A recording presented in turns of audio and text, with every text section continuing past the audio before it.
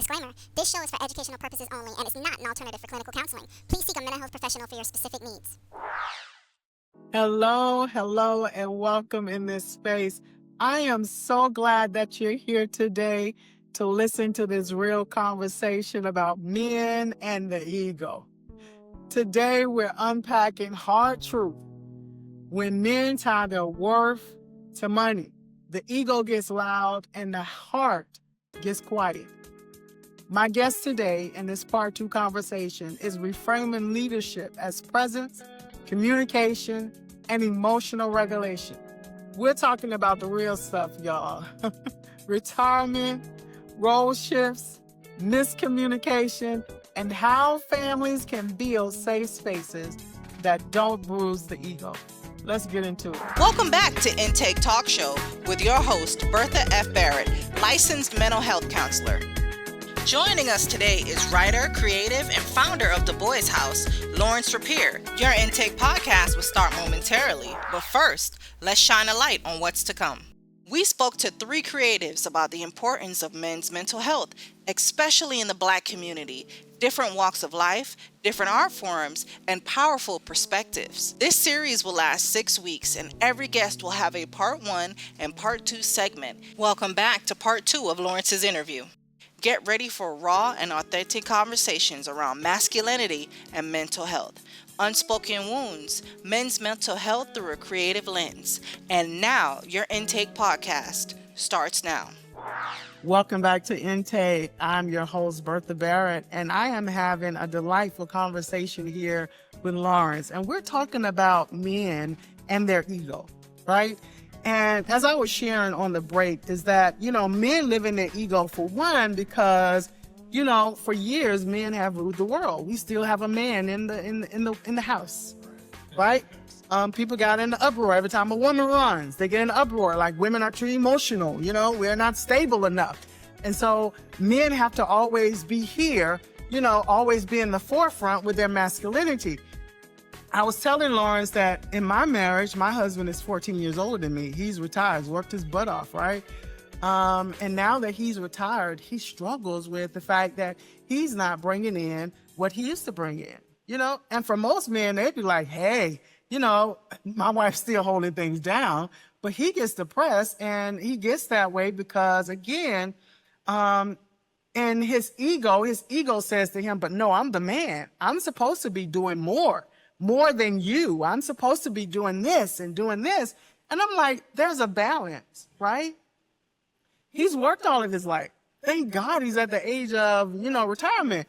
But it bothered him so much. So I was like, you need to get a job because you're starting to get on my nerve. So he went, so he got a part-time job, and still it bothers him because, again, he's in the ego. He's here like, I have to be seen as a man. And that man's role is I have to be able to carry my house. I need to be paying these bills. I need to be doing this. And he pays the bills. He pays his share, right?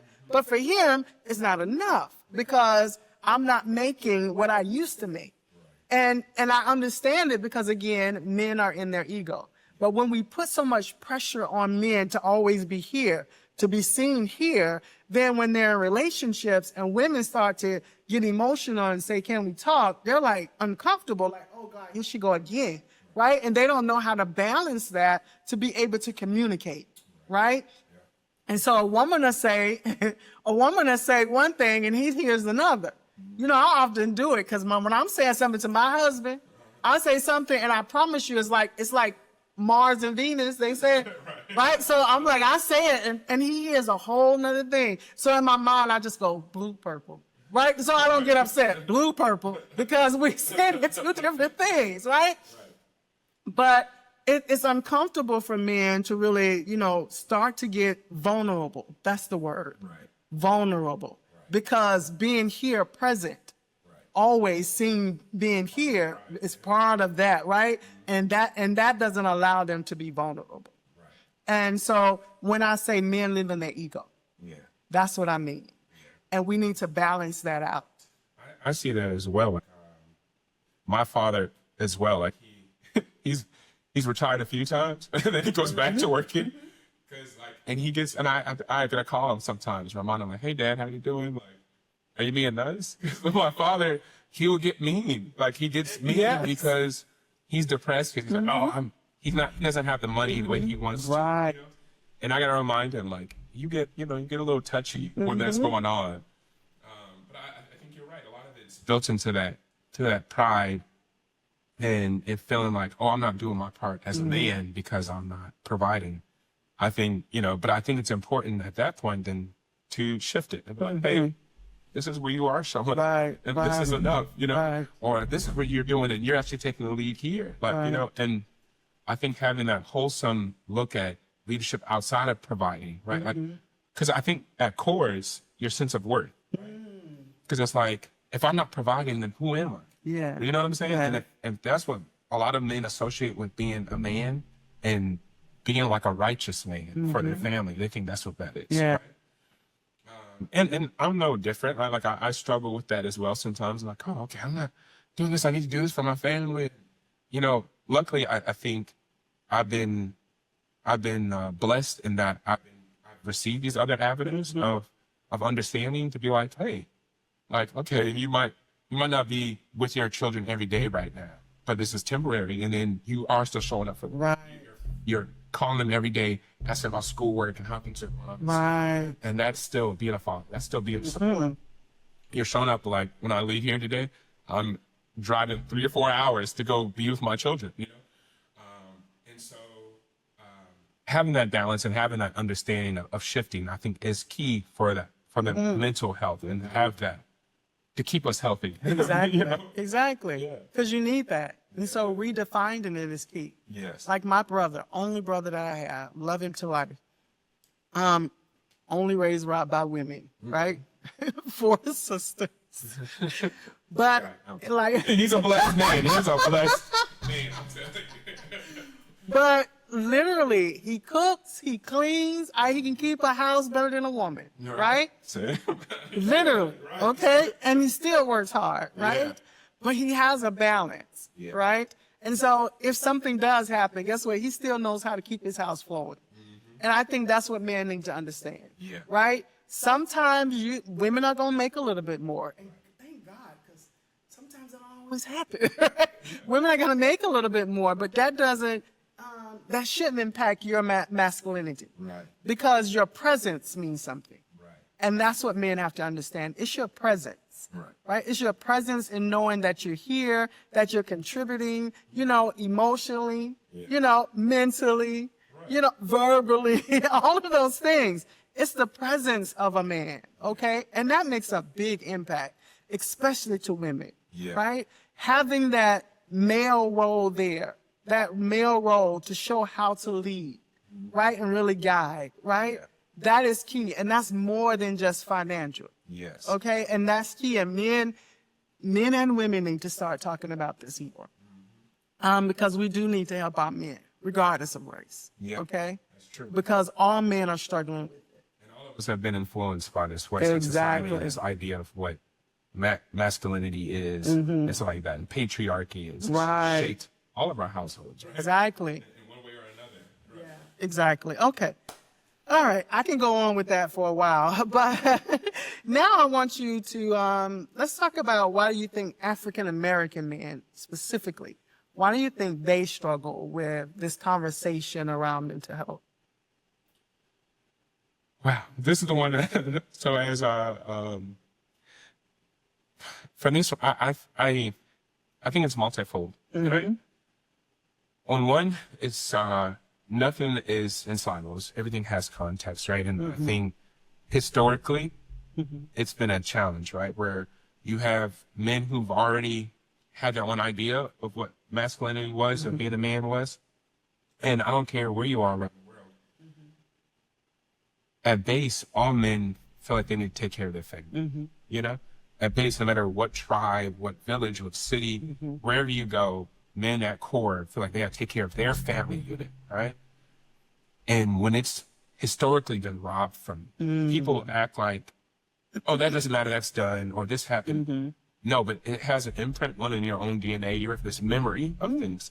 And when it's been snatched from you or everything's been put into place, especially being here in America, that they put all these different obstacles in the way, and then point out, look, they're not doing their job as a man. Yeah. You know, then it starts tearing away at your sense of self and where you fit.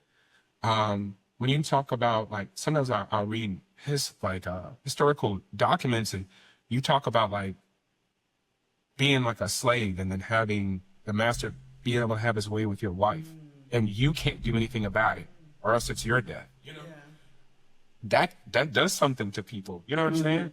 Or when you're trying to make it, and then the whole world has it, like, you know, we've seen like these systems of racism in America where it's hard to find a job, keep a job. I see my father is brilliant, a very intelligent man, right?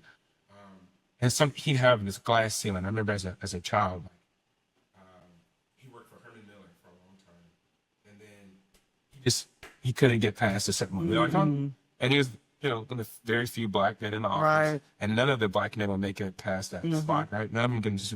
But then they'll have him train a new white guy coming in, and then they put him above him, and that has this thing on you too, because you're looking at, I want to do better for my family. Like, everyone. Costs go up. You know what I'm saying? I look at it every day. My children are getting bigger. They want more expensive things. Right. The clothes that they have are more expensive. You know, the things that they require. And when you can't match that, it starts to erode your sense of self. So I think that's a big one, is the dynamics that we live in.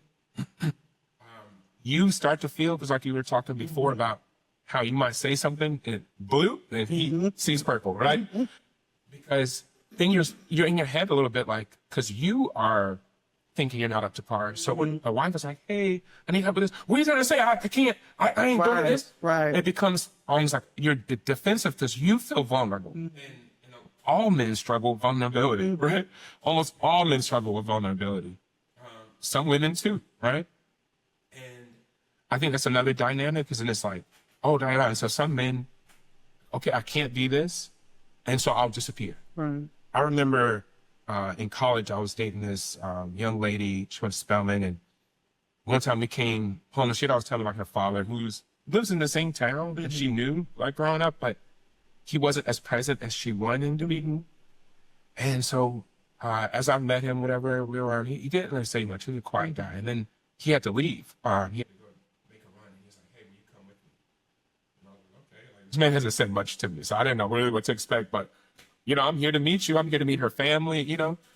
And while we're riding, he was quiet. And then he started telling me a bit about his daughter. And he was just like, basically, like, gave me a nod. Like, you know, you seem like a very decent guy. You know, look out for my daughter. And he was saying, like, he was, you know, mind you, the interesting thing is he's being vulnerable with me, right? Maybe, unconsciously being, like, not realizing he's being vulnerable. But he's telling me, like, I haven't been able to be who I wanted to be for her. Like, I haven't been able to be there for her like the way I want to, but I feel good in thinking that you can be that guy, right? The interesting thing is, honestly, he needed to have that conversation with her. You know what I'm saying? And she had this anger towards him. Because I remember one time she was sitting there, oh, my dad, this, and it was like, your dad cares about you. And I tell her about that conversation, and she's now she's dismissing it. But I'm like, you might need to open that conversation up to him, because he feels, in his head, he's like, how do I start? Right? I've been behind the ball, or I didn't match up. And it might have been something when she was little, right? Like, oh, maybe he didn't have his job, right? And then so he's like, okay, so I stepped away from the family. A lot of times, and we see this a lot, especially in our culture and in Black America, that men, if they feel like they can't be that masculine figure, then they run. They run, and it's not necessarily because they want to avoid it. I think a lot of times it's because they feel like they're not measuring up, and that makes them feel low of themselves. So let me go somewhere else where I can feel better, right? And it's that thing of addressing his mental health and mental well-being.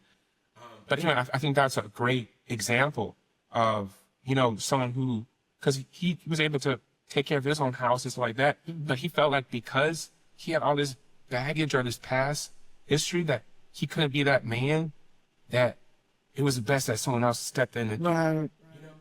And it was the most eye-opening thing, because it was like, listen, all he needs to do is have a conversation with his daughter and be vulnerable with his daughter, and maybe she'll see, you know what I'm saying, and understand, because coming from anyone else, it's not going to register the same way.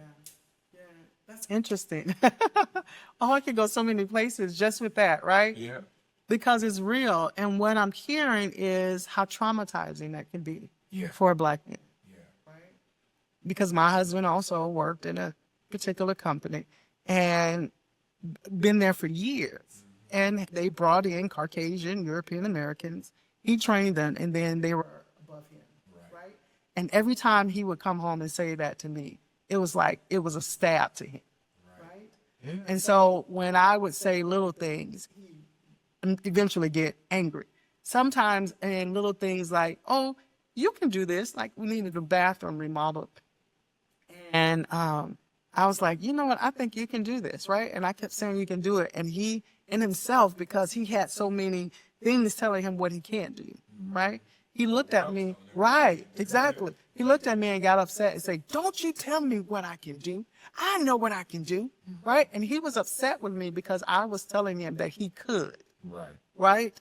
And if I had been the type of woman who just wanted to just back at him, I could have really hurt him, right? Yeah. But I didn't. I smiled and I walked away. Right? I smiled and I walked away because I understood that in his mind, right, there was so much telling him what he couldn't do. And my even encouraging him of what he could do was like, no, right? And this is what I want to say too, because you are right. There's a history, right? And as people, we often think that because it happened so long ago, we should just forget about that. That was then. But can we say every experience goes with us? Now they've shown it scientifically, right? Epigenetics. 7 generations. This thing has made it into your DNA. So you're born into this world with these trauma responses already, right? And then you're constantly living in Western society and you're constantly going through it. I think it's important to also, like, it's modeling, right? Like, if we go back, let's say I'm in the shoes of the woman I brought up and my father wasn't here. Now, he might have ran because he's like, well, my father wasn't there, right?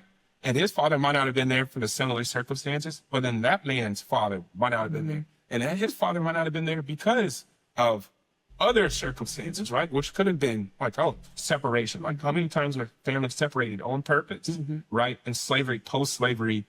And then, so that model has then been replicated. So when things got hard, they're like, oh, well, my father wasn't there. And that becomes the thing, like, let me remove myself. Or you do the adverse and you start buckling down and trying to be somebody, but because you don't have this balance of what mental health looks like, do you resort to alcoholism? Do you resort to womanizing? You know what I'm saying? Right. Because like windows are necessary, right? You need somewhere to have this outlet. Right. So where's that outlet? What does it become? And what is that model? What does that become? What kind of cycle does it create? Right. You know? And this is why we need to have more conversations like this, right? Because even when a man walks away, because somewhere he feels damaged by what the experience that he has, what he's also doing is damaging those children that he's walking away from, specifically females, right? Because too often we see females who have not had their father in their life. He just walked out. And now they struggle with their sense of self. They're always looking for a male to validate them because they didn't get it from the one male who should have done it all their lives. Right? And so they lose a sense of worth. Right? And they struggle with that. And then and this is true because our experiences go with us. The norm, as we call it, conditioning. Right? You have this conditioned response. What's the norm? You're not used to having a male there for you. And the male that should have been there for you, now you see him as he didn't know how to value you. He didn't know how to show up for you, right?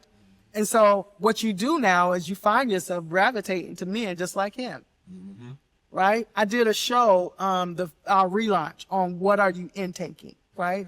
To talk about these different things that we intake as human beings, right? Thus is the name, right? As human beings and how they impact us, all of these experiences. And we don't have enough conversations about these things. So when men walk away and they leave these children behind, right? They impact the females because now it impacts their sense of self. Because girls do look to their father to show them how a man should treat them. Can we be honest, right? And then boys are looking to their fathers too to show them how to operate as this male.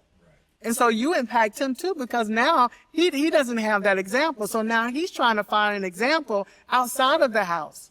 That's right. Exactly. Or have the best interest for him. Exactly. So having these conversations are key, right? And we need to have them in our household as well, so that we can help men navigate, specifically our beautiful brown skinned men.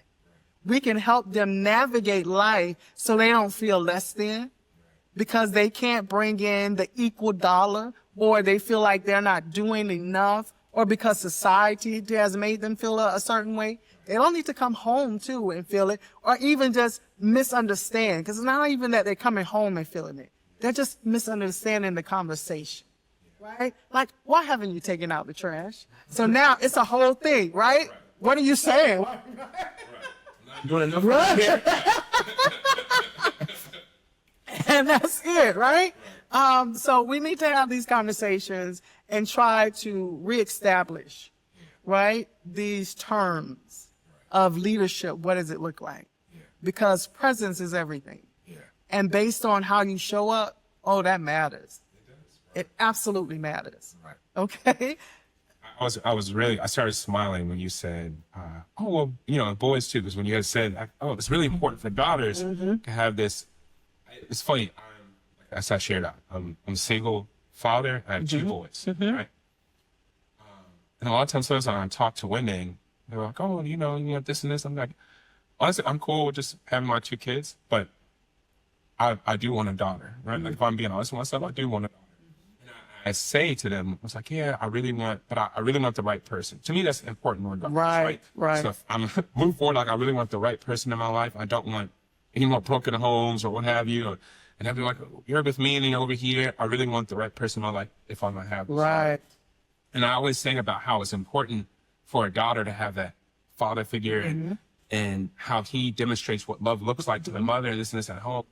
And some women have said to me, it's important for sons too. Right. And I was like, that is very true. I think, and I've been blessed in that.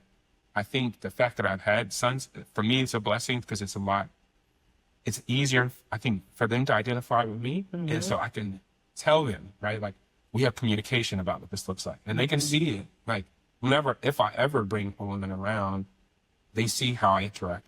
You know what I'm saying? And they see, and I think now that they get older, they understand that I struggle a little bit. But I think it would be a different layer if it was daughter. But anyway, I was really thankful that you brought it and encompassing that for sons and daughters to have that father figure, and how important it is for both parents, you know? Yeah. It's impactful. It really is, right? It's impactful. Like, we know when we come in this world, we have two parents. Right. And when one go missing. Even if one was never there. Right. People know. It's interesting how, like, small children, they're not stupid. Right. They're like, one is missing here. Why is that person missing? You know? And it's like innate. Yeah, and it says something to them, specifically because when we're born into this world, we're all egocentric. Yeah. The world revolves around us. You see these little people. I watch my grandchildren; they're so beautiful, right? Everything revolves around them. I swear they think they can control Gigi, right? If something happens, they gonna pass mom and dad cry. They gonna come straight to Gigi. Why? Because Gigi just got them, right? So they know all they gotta do is get a cry, and I can control Gigi, right? So, and they're still in that egocentric phase, and that's how we all are, right? And so when there is a parent, male or female, that is missing, it makes the child go, well, did I do something wrong? You know, was it me? Right? Because they're in that phase. They grow up in that way, right? And so it's important for men specifically, but women too. Can I just be real? Women need to show up too, and people too, right? That we know how to find that balance, okay? So I want to ask you, have you had any experiences that may have impacted your mental health in some way, be it stress, anything, and how did you handle that? Have I? So I have, in full transparency, I general anxiety disorder runs in my family. I see it. All the Rapier men have anxiety, and it shows up. I don't think anyone ever diagnosed it or labeled it until I came along. I was like, oh, that's what this is. You know what I'm saying? Because like my father, so he would get worked up. He's and I'm like, oh, that's anxiety. You know what I'm saying? And I started asking the other ones, and I asked my grandmother before she passed, and I was like, did my grandfather have?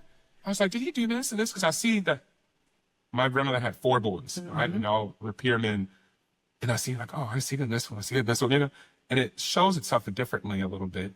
But he's generally there. She's like, oh, yeah.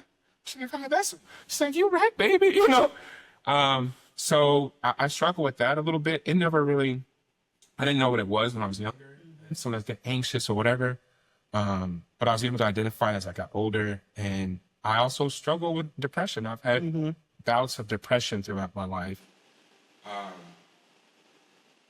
It was fortunately or unfortunately, like I think my first big one was like preteens. I had a real bad depressive episode, lasted like a year or two, and then started pulling myself out. And because it happened in different windows throughout my life. I've learned how to deal. I often tell, like, I would share with my brother and stuff, like I have routines. The reason I have these routines is because when it starts going off, I know something's up. Like, I like to be really cleaned up when I show somewhere. I like to smell good. I like to look good. And when I stop carrying, I know I might be slipping into a direction. Right. You know what I'm saying? So yeah, I think everyone kind of struggles with stress and things of that sort.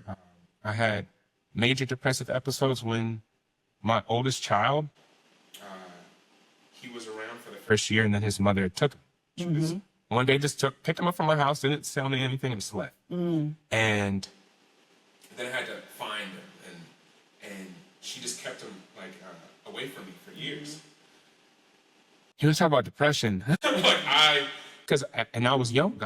I had him fresh out of college, and then when she, so when she took him, like I'm still building that's the foundation of my career. While my peers are having fun and being out, I'm spending money on lawyers to try to get my child back because I didn't have children the way I wanted to, but I always wanted to be a father. You know what I'm saying? Right. And so I couldn't see. And some men, like and I used to judge, and I tell women now, like, don't judge, because I've learned now with maturity and age, like some men, that's why they wipe their hands, and you sit there and be like, oh, you didn't care, you didn't fight for me. They might have, but that might have been all that they had. I literally went through hell. You know what I'm saying? And like, luckily he's here now, but like, and he lives with me now, but it's really important. I have a therapist I see him. He has, everyone in my household has a therapist. I love it. Because it's important. I realize that this trauma has affected us all, right? And it's really important for me to make healthy, balanced young men. And whatever means to get there is how I'm gonna have to go, right? Even if it's extra burden for me. But yeah, that was a major depressive episode because I went broke a few times. Even when I finally got him, I had a job offer in Saudi Arabia, and so I was gonna leave. I was really good money. Then I was really excited about it, and then all of a sudden things changed. It just changed in a weekend. And so I had already moved out of my house in Atlanta. I gave away a lot of my things. So let me bless other people.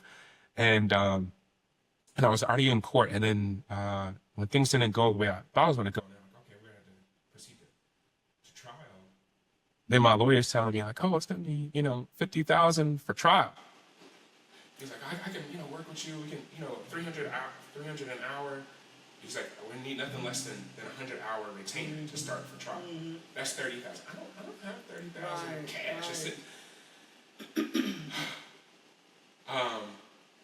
And from that, like, I had to. I was like, okay. Luckily, I was in a position. I was like, okay, well, I don't have a job right now. I was like, so the universe must have brought me here for a reason, and so I decided I'm gonna learn law. Like people have. If Asada Shakur can do this, then I can sit here and learn law and represent myself and get my child. I would say like stress, like it's not like it's almost a conditioning and stuff like that, but I've learned how to not let myself slip. But yeah, I've had a lot of stress a lot of pressure that has brought me into spaces, even dark spaces sometimes, right? Like when I was still missing that child years prior, I started to slip into wallowing in my own pain. Right? And I've never been like, I'll drink here and there or whatever. I might smoke. But I never been like a smoker. Like, Right. I remember like on his birthday, I was so depressed because I hadn't been able to get to him. I was running low on money and I didn't know what was going to happen. And I was upset, smoking, and then and I'm masking it. When my friends is looking like I'm having fun, they're just like, oh, okay. No, they didn't know what was going on. They came by, and then my father happened to come in town on a college tour with my son, my brother, my son brother. And I remember he just looked at me when he came in. I think that hit me. He didn't say anything, but I think he knew. He knew what I was hurting for. I think he knew that was my son's birthday, and that I was just in pain. But just that look said enough to me. And from that, like I had, even from there, I ended up getting in trouble a little bit and stuff like that. But all that, I realized like wallowing in my pain is not going to get me where I want to go. And so I had to sit there and I was like, all right, you got to cut this, you got to clean this up, you got to get back on task and get to it. Because if being hurt or being is not going to get you any closer to your child. Feeling really bad for yourself is not going to get you closer to your child. And I think that helped put that fire in my belly that, you're going to put something in place. You're going to have to become this bigger person, even if it means being superhuman, right? To get there. And so, I hope I didn't venture off too far, but I think, pressure does happen. I've had a lot of experiences with it. Even I was married to my other child's mother, and I realized that it wasn't what I wanted it to be or what I thought it was. Even when we separated, that put me into depression too. But now I'm like, now we got two children and two different mothers. Like, bro, how did I get here? Like, you know what I mean? And that's not something I ever saw for myself. But I knew, like, hey, you have to pull yourself out of this. You have to get things back on track. If you want to be, you can still be dad. It's like, it might be different the way it looks. And, but very much. A lot of experiences and examples. All right. So since you have this psychology background, okay, and I've talked about it before, but sometimes men, you're mean. That's true. Okay? Can we be real? They identify it. Yeah, okay. I know that there is still a stigma around mental health, and some people get confused. They talk about mental health like it's a disease, right? And we all have it.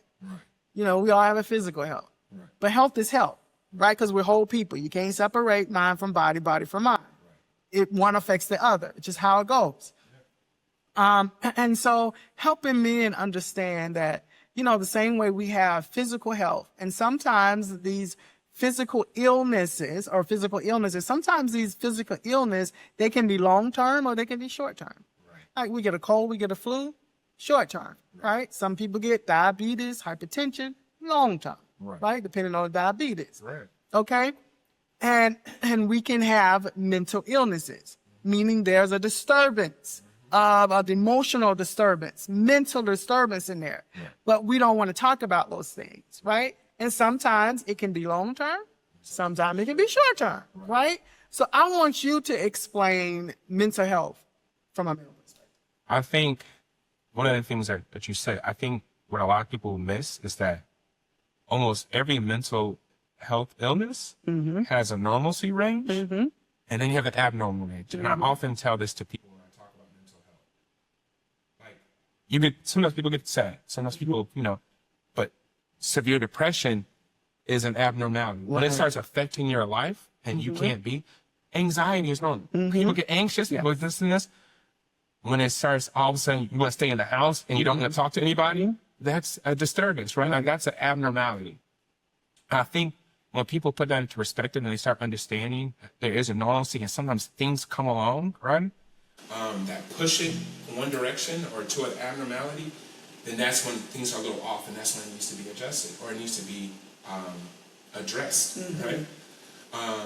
So to me, that's I think that's the best way to discuss mental health is understanding breaking it down to where the normalcy range is or what's going on, and then be like, hey, we're just a little over here today, Right. you know? And how do we bring this back? How do we work at that? Because I think a lot of times, especially when if they feel like they can't, or my therapist last week, he's like, why is your response to everything is like, all right, I'm gonna tighten up, I'm gonna get stronger. He's like, why is that your response? And I'm like, well, it works, but it looks different, It doesn't necessarily mean that I'm just gonna forge through. Sometimes that means, okay, I need to find resources to help me get through this, right? It might mean going to see a therapist, Right. It might mean medication, right? Like sometimes it's like you might have a normal range, and people that understand there's also biological indicators, or effects. Just like it could be, you might be depressed because you just had a great weekend. You might have been drinking all weekend with your friends. Now that dopamine feeding, whatever was feeding that dopamine, is now taken away. Right. Now you're like, oh, I'm not so sad, because you had something that was just like flooding your brain with it for a while. Or you might have taken an illicit drug or what have you. So these things can off kilter. So, and I hope I'm addressing your question. Oh, Please, you are. I think the thing to me with mental health and how to address it, especially with men, is to address that it is a normalcy and that it's okay to be off sometimes. Right. I had a psychiatrist friend, and I'll say I'm finished here. I had a psychiatrist, and he was like, you don't get mad. He's like, because the concept of taking medication, and I was a teenager at the time, the concept of taking medication for something, for mental health, and just seemed kind of like, I don't know, it was a touchy thing. And he's like, you get mad at, he's like, your body's not producing a certain neurotransmitter or a chemical. And he's like, and it's just, some people don't have it. He's like, do you get mad at diabetics for not producing enough insulin? Right? It's like, it's just another organ in the body that's just not functioning at where it's supposed to. And so you might have to have an intake of something else to help balance it out. Or it could lead you to disability. Right. And so I think that's the best way to address it and face it, especially. Yeah. Okay. I love it. As you were talking to, I was thinking, because men like to keep themselves buff, You go exercise, run, lift weights, to right here. It's health. Yes. And if we learn ways to remain healthy overall, whole people, different parts, right?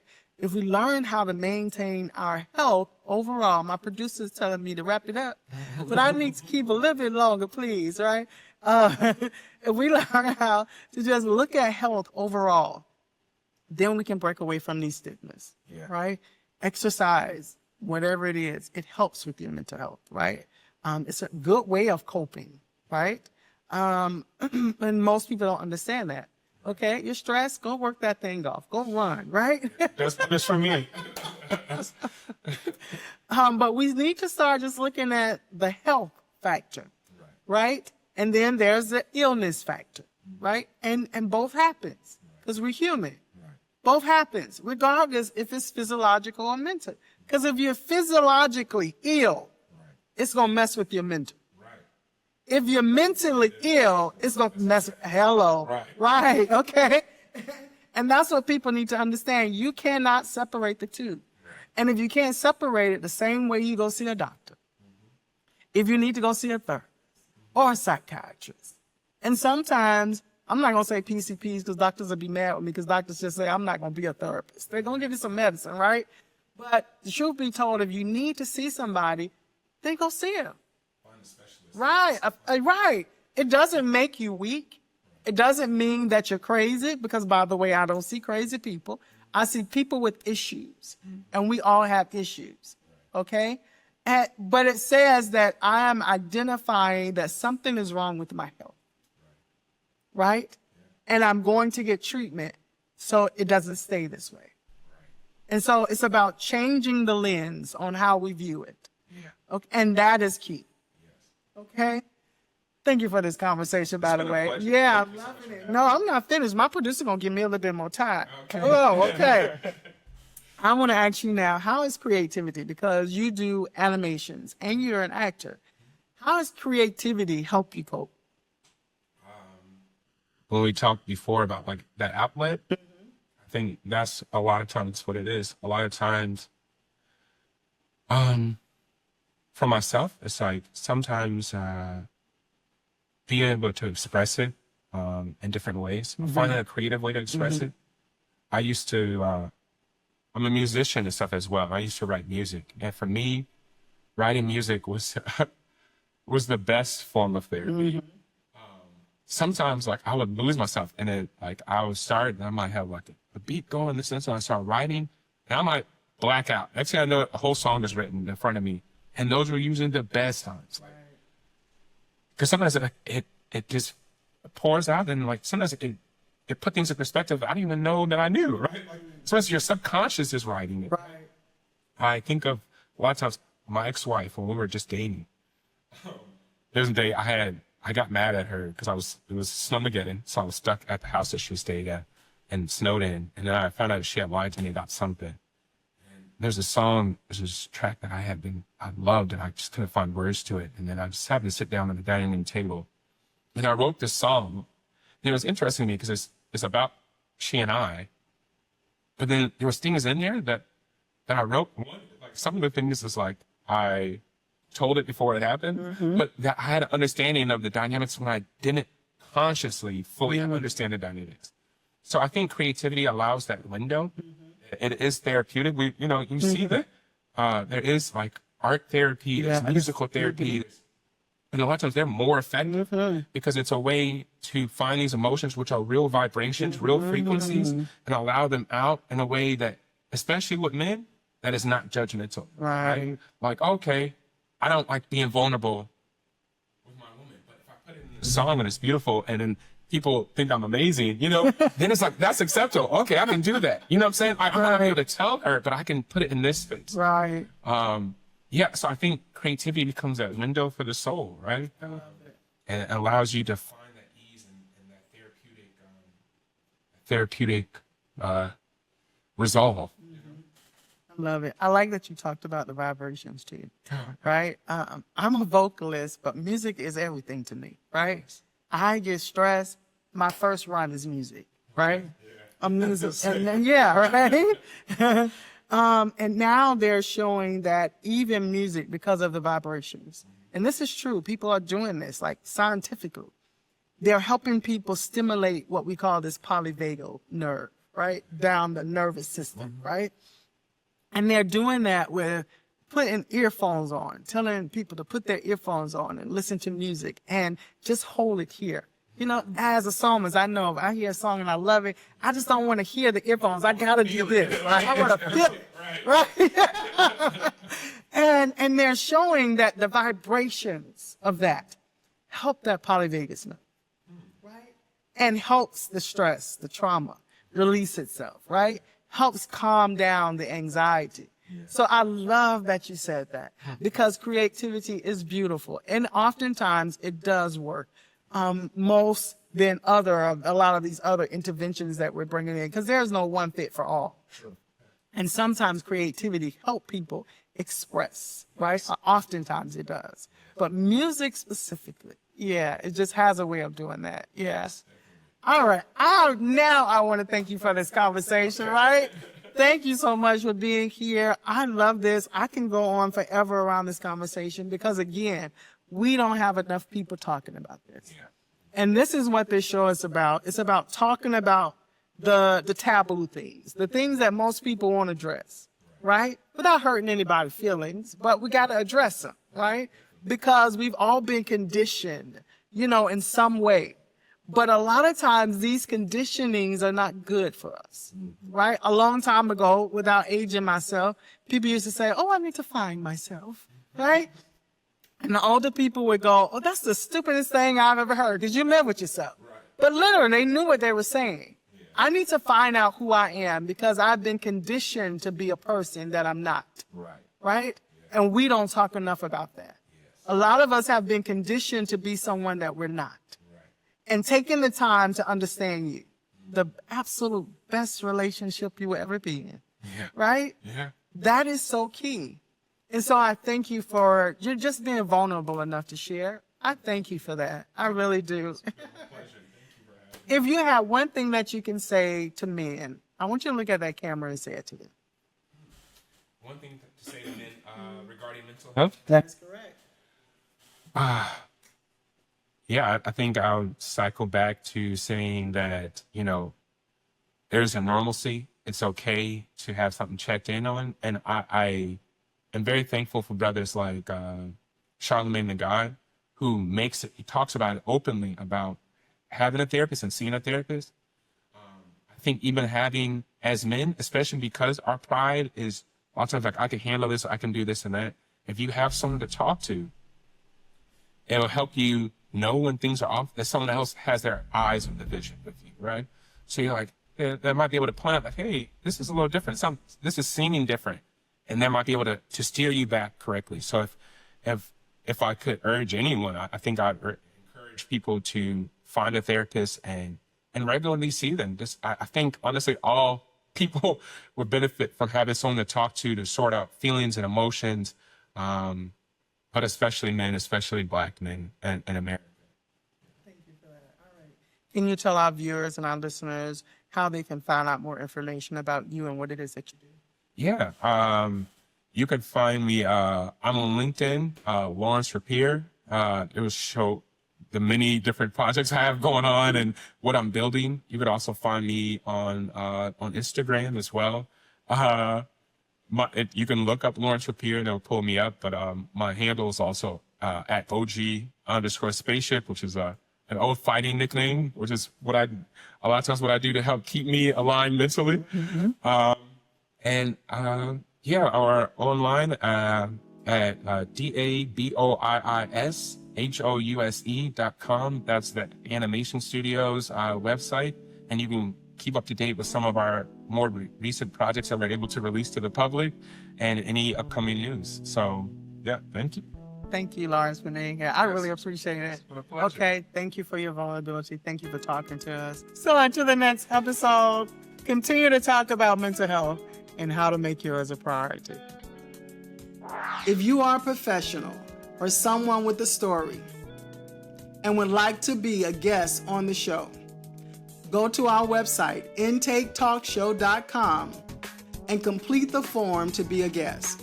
Perhaps you are someone with a question or comment that you would like addressed on the show. Again, go to our website, intaketalkshow.com, and complete the contact form.